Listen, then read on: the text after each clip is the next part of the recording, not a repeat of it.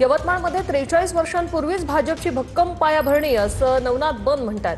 अटल बिहारी वाजपेयी, गंगाधरराव फडणवीस यांचा जुना photo tweet करत नवनाथ बन यांनी ठाकरेंना टोला लगावला. 1983 मध्येच यवतमाळकरांनी 1,51,000चा पक्ष निधी दिला होता असं नवनाथ बन म्हणतात. 40 वर्षापूर्वी यवतमाळमध्ये भाजपचं कार्यालय होतं का या उद्धव ठाकरेंच्या प्रश्नावर नवनाथ बन यांचं प्रत्युत्तर. नेमकं काय ट्विट केले पाहूया.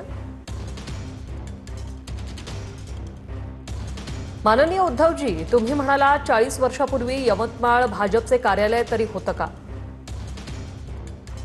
पुन्हा पुन्हा तीच चूक तुम्ही करताय. अशाने उरलासुरला उबाटा गट अजिबात वाढणार नाही.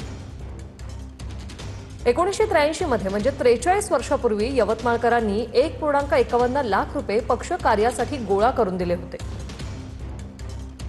हे यवतमाळकरांचे भाजपा विचारांवरचं प्रेम होतं आणि त्यावेळी मुख्यमंत्री फडणवीसांचे वडील उपस्थित होते. त्यामुळे पुढच्या काही दिवसात दौरे जरूर करा, पण उगाच वाफ दौडू नका.